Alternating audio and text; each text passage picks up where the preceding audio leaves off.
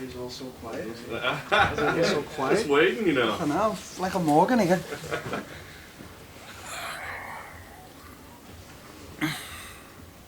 Been speaking to my guy? I have. Yeah, you coming up Thursday? Yeah. Okay, we'll see. Good lad. Well, Darren, is it frustrating to have to take time away from social media to do all this kind of stuff? I mean, No. it's Been a while. It's different as well. Yeah.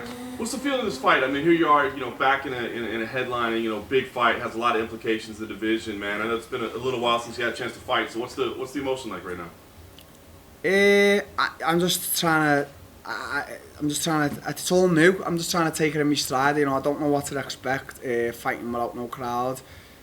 It's weird because it's obviously the world's in shutdown and the UFC have done everything in their power to get us all here. So I haven't even spoken about the fight. I haven't even thought about the fight. I'm just with Team Carbon every day. The lads who are fighting, we're just enjoying it. There's no real concern about all of us cutting weight or anything. We're eating good.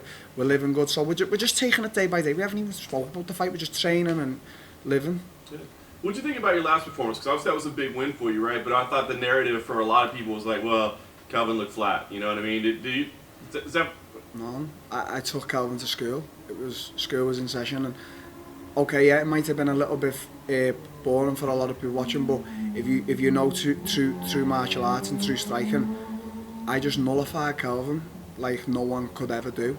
And with my debut, I was obviously a little bit cautious, and obviously I've always spoken about coming off them 2 losses. My confidence was a little bit knocked, but as soon as I got in there and felt myself, I just took him to school. And yeah, maybe he was flat, but you can't say things like that, because then I can come out and say, well, this happened in my loss and that loss. At the end of the day, I just took Calvin to school, and that's all there is to it. And I would take him to school again if we ever fought again.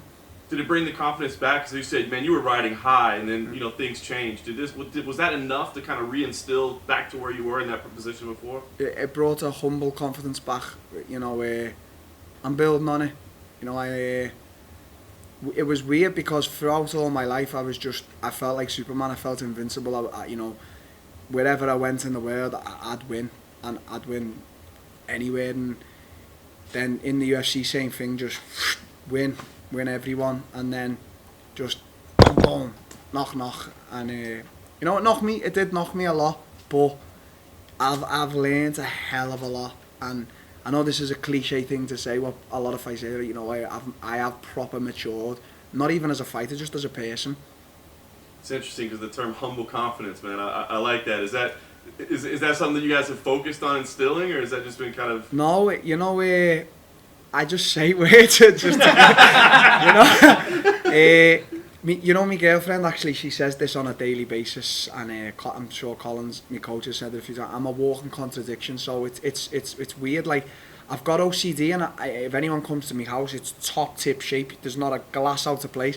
And then when I go to hotels, I'm throwing towels everywhere. I'm pissing on balconies. So, that's just me, a walking contradiction. That's fantastic. So what do you think about this matchup itself? I mean, I know you said you haven't talked a lot about the fight, but a former champion, obviously a guy that has a lot of respect in the game. Does this excite you at all as a big fight? Yes, of course.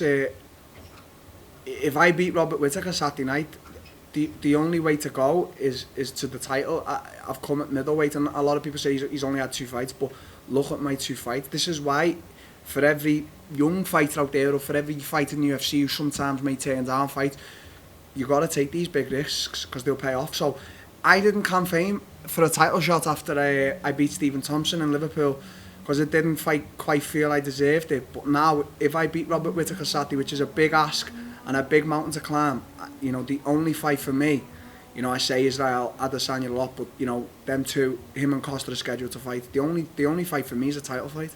So you got Jack Hermanson, who just won, who said he figures the winner of this fight makes sense for him. Do you believe that he has a case at a fight with you? Of course he has a case if I beat Whittaker, but he'll have to wait his turn. I'm not looking backwards, and I'm sure at some point we're all going to meet each other, me, Jack, and all these guys who are calling me out, but I beat Whittaker Saturday. The only name I want to hear coming out of anyone's mouth is Israel Adesanya. That's all I want to hear.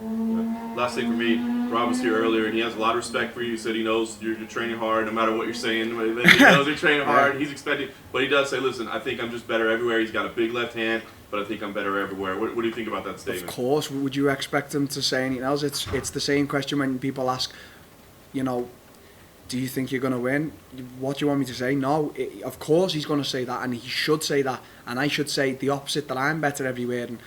But I'm not like that. I think Rob is potentially probably more of a seasoned wrestler. I think he's a little bit better in that department. Jiu-jitsu wise, I don't know.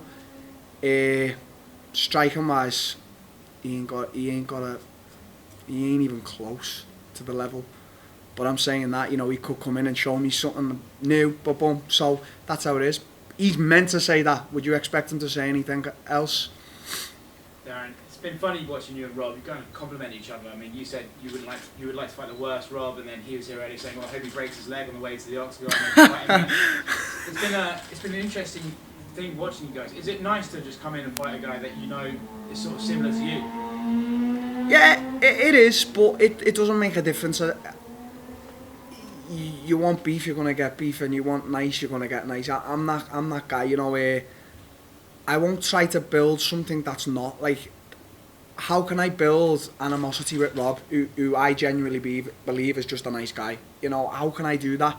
So as I've said to you all the time, you're always gonna get honesty, and the whole fan base is all gonna get honesty from Till. So, I'm not gonna try to build anything that isn't. We're both nice people to each other. We've had a laugh on social media, so that's just how it is. But whether I like it or I don't like it, I'm still gonna try and annihilate you, and I do that to my teammates. So imagine what I'm gonna do to someone who's not my teammate, and I'm sure he's gonna do the same. So it's just, I'm not even thinking about the fight. I'm talking about it now. I'm still not even thinking about it. I'm just want to crack on with this week and fight and then go home. It seems appropriate to ask you then, on the basis of that answer, about Mike Perry. I mean, obviously, everyone's always asking you about Perry, but I was interested. Ages ago, you said you never wanted to talk about the spar with you because you felt that should stay behind closed doors. But then he broke that and said that he beat you in the spar, he beat you with left hand. I was wondering now, if you want to give total honesty, give your version. I don't roll like that. My coaching still a few things in me. Not a lot of stuff I listen to or go, of course, but I don't need to talk about that spar. If he's insecure and feels he needs to say he beat me, it's okay. And I'll still sit here and say I don't mind the guy. He's obviously been offended by what I've done, and I'm obviously, I should be charging him rent because I'm living in his head. He owes me a few quid, so get it paid. But it is what it is. I gave Mike Perry a lot of. I've given him a lot on social media, and a lot of people have took notice because of me. So I'm not going to talk about him too much because he's going to have more followers than me soon. We're going to make websites for him, I didn't make that website, to be totally truthful. I made an Instagram, and then some fan must have made the website that I put on the bio, and now it's fucking famous as fuck. I think before you came here, I heard you talking a couple of times about the heat being an issue, but actually, I can tell you, haven't been in, it's not that hot in the arena at all. So what's it like dealing with the time? The time's been a little bit of a struggle. This morning was the first time we sort of tried to switch my body clock to get ready for fight time around 5-6 o'clock. But once I'm up, I'm ready to fight whatever time. But yeah, I think it is important to get that all. It's late, so I mean it's not even late. It's early. It's on like 6-7 o'clock. So in the morning. So yeah, I'm gonna have to really get used to that this week. But I'm sure we'll do it. And I've been training that time, and I've been training overnight, so it's okay. And last one from me. I saw in a piece of BT Sports that you think you do better when the pressure's on, basically, when things aren't going that great for you. Is that a nice thing to know, that I have the strong character that I can thrive even in tough situations? Yeah, my girlfriend will know this better than anyone. I don't know what it is about me. I like to feel, I don't know I like to feel hate. I like to feel down on myself. Like, I don't know if I should say this, but I like to feel like a piece of shit. Because if you're the furthest down, you can't get no more down. It's only, do you know what I mean? So I like to be, I don't know, I just like to be a proper underdog and all against me. So when I prevail, I can sort of look back and be like, don't even have to say anything. So it was like that for, you know, when I sort of broke into the world when I beat Cowboy, and you know, I felt like it was like that against Gaslam, because I was the favourite going into the title fight with Woodley, and I was the favourite against Masvidal, and then, you know, I felt like it was like that going into the fight with Gaslam, and I don't know now. I think it's sort of 50-50 with me and Rob, but I've just put myself in that mentality for the, you know, for this fight, and you know, I hope it goes well for me on Saturday. Darren, how do you put yourself in that? Do you know, if you think that, you know, it could be 50-50 between the two of you, how do you put yourself into that kind of mind frame? I think from me, just from an individual, you know, point of view, do everything I can in my power in the gym, in life, and then still put myself, even though I know how prepared I am 100%, but just still put myself a little bit down and a little bit, say, under Rob. So, you know, look at him as everything, you know, the beast I've got to conquer. Sort of, it's like it's a weird, I don't know how I can explain it best, but I just like to think as Rob is better than me. That's it. You mentioned there that all of this feels pretty new to you. You know, it's a pretty stacked card that you have, and you're right at the top of that. How's that make you feel?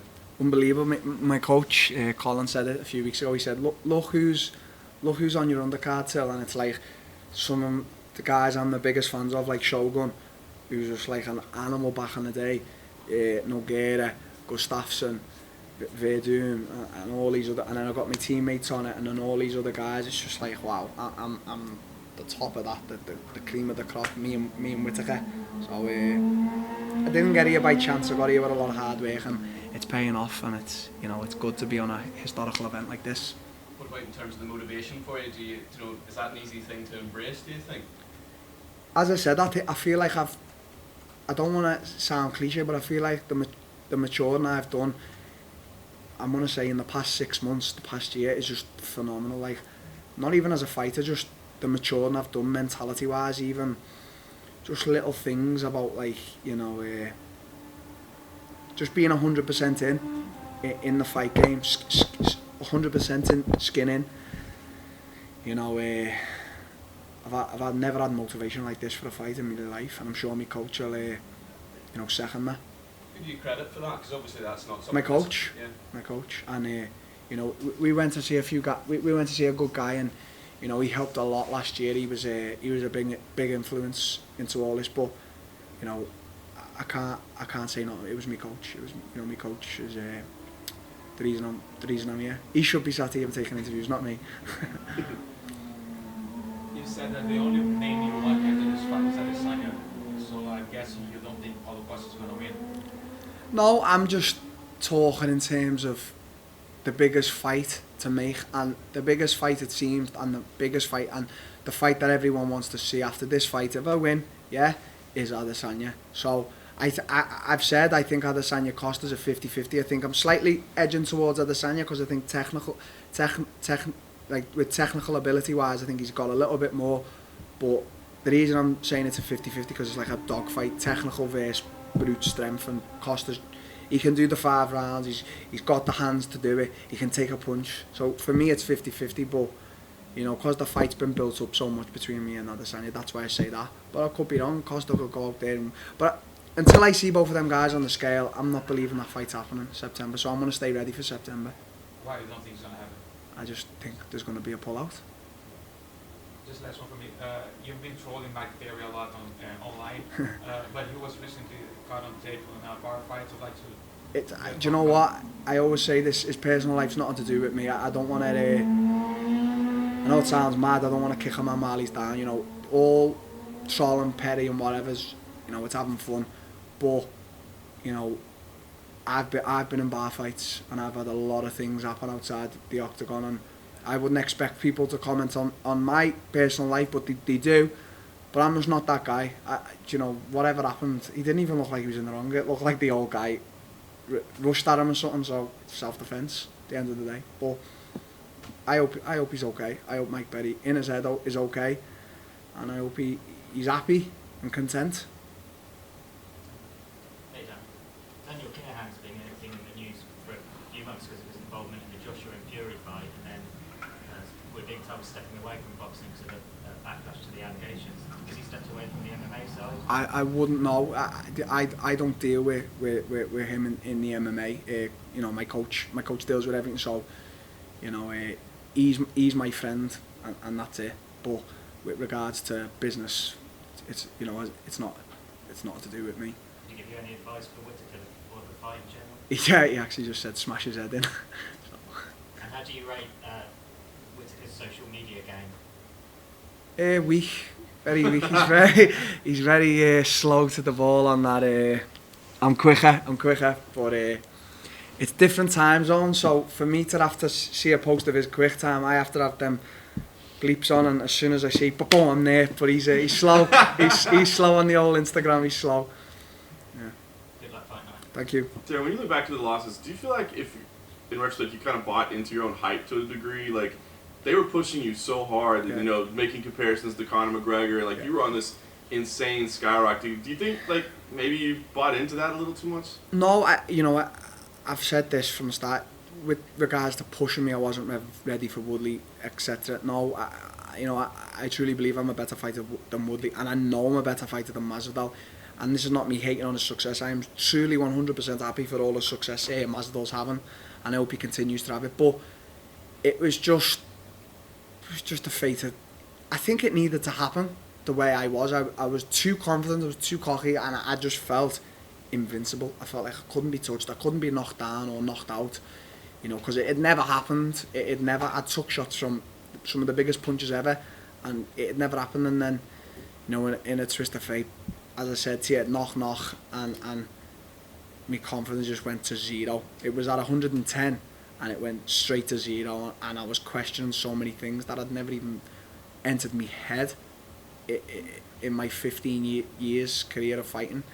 So I don't think I bought into the hype. I was happy that the UFC were investing so much into me, but when I look at it now, I'm proper really happy it happened. Like, really happy. Cool. Cool. Thank you, sir.